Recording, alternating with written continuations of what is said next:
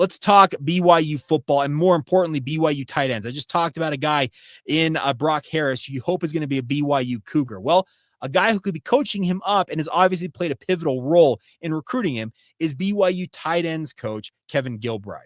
Gilbride has got a long track record. He played quarterback in college for a year at BYU before transferring to Hawaii. Coached in the NFL for years, has developed talents like Victor Cruz. He's done some really, really impressive things in his coaching career, and he's bringing all that acumen to BYU's tight end position. Now, last year, that position group was bloated, to be quite blunt about it, with a lot of guys who didn't really pan out to be what BYU hoped was they were going to get from their tight end position. Keanu Hill had health issues that really precluded him from really breaking out. Ethan Erickson, the same thing. Mata'ava Ta'ase had moments, but really never seized control of the job. You also saw guys like Ray Paulo, etc. It just didn't work out. The young stud in Reiner Swanson is now in the mission field, headed to Nairobi, Kenya. So we will not see him for 2 more years at least. So there was a dearth of talent in that position group. And you know what you do when you have a dearth of talent? You look to the transfer portal to find options. And that's where BYU looked first to add talent to their group, but also in the recruiting ranks out there at the high school level to bolster this group. Well, here's the thing. Kevin Gilbride broke it all down as to how they approached it, how they landed guys like Carsen Ryan, and a whole lot more in an exclusive conversation right here with myself on Locked On Cougars. You lost a lot of guys from your unit last year. Graduations, a guy like Reiner going on a mission. So what was the biggest key for you as you looked in the portal and obviously in recruiting to revamp this position group? Well, we knew that we had to get somebody that had some experience playing. Mm-hmm. Ethan Erickson had a bunch of experience last year and played really well for us. So we knew we had one, but we needed to get another one. And being able to get Carsen Ryan was a big get for us. You know, he has a lot of experience playing at the college level. Yeah.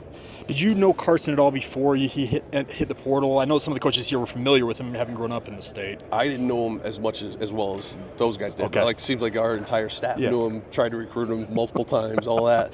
I didn't, but I had noticed him through the course of the year. Okay. You know, as we had crossover film with Utah, and so I was always intrigued by him, but I knew nothing about if he was going to get into the portal or really even what year he was. Okay. What's the biggest thing you liked about him as a player? His versatility. Like, he's tough as anything, but he can also stretch the field and go make a play on the ball, or he can get open on a stick route, simple stick route. And so he can run block, he can pass protect, and he can run the route tree and execute at a high level. So there's a lot to like there. I know as coaches you had versatility, and is that something you felt like last year maybe you got a little pigeonholed, certain guys who could do certain things and other guys could do other things, but you never had the all-around guy in essence? To an extent, I feel like we could have me personally could have utilized our guys better, but that's something that you learn and you live and learn and you get better at as a coach, and when you go to different places with different staffs and that type of thing. But you're always looking for the guys that can do everything, but it's rare that you get the guys that can do everything. So the more you can recruit that way, the better. But if not, you still need to be able to maximize what they do well and minimize their deficiencies so that they can be on the field to do everything still. So has Carsen, I guess, lived up to what you expected of him so far? Yes. Now, it's very early in the process, Sure. but from a physical standpoint, certainly. From a mental capacity to learn the offense, certainly. And so that's actually been very impressive. And then his work ethic has been tremendous. So far, so good. So essentially, Ethan, obviously, because he has his experience, is he running right there with Carsen, just kind of the 1-2 tandem currently, I guess? Yeah, I don't want to categorize Sure. who's the starters and all that stuff, but yes. Okay. But I do need to mention this about Ethan. Ethan's done a great job with all the new guys as far as getting those guys caught up to speed. Good. Carsen included, but some of the incoming freshmen that we have, the return missionaries that we have. So I've been very happy with him, with his approach to understanding his leadership role. How do you envision this tight end position becoming a bigger part of the offense? I think that the fan base wants to see, because tight ends in BYU history, you know this is a guy who came here and played here. Tight ends are all over the hit record books in this program. Right. What do you want to see from the tight end position as the position coach? Just more opportunities to catch the ball. That would be it, really. But I will say this: the last season, our guys performed at an incredibly high level with what they were asked to do. Okay. And so I'm very proud of them for that. But from a selfish standpoint, meaning I want to look out for my guys, just having them touch the ball more, that would be really it. Okay. Now, Noah Moeaki, I covered him in high school here, and guys take time to get back from missions. Is he finally where you feel like, okay, he can really start stepping in and start contributing? I do think that, yes. And it did take him a while. Well, he's worked his butt off to get to the point that he's at now, and I think he's got a little ways still yet to go. But I do think he's worked himself into the position body-wise where he could help us. You talk about the new guys coming in, Tucker Kelleher, et cetera. What's the biggest, I guess, impediment for a young player to come in and make an impression early? Well, I mean, right now, Tucker's hurt, so we okay. can't. Okay, so he's okay. Practice. Yeah. Okay. But I would say usually it's learning the offense. Now these guys have learned the offense. They've all done a great job, and again, I credit Ethan for that as well. Yeah. His willingness to help those guys. But usually it's that. But I would say with this group, it can be.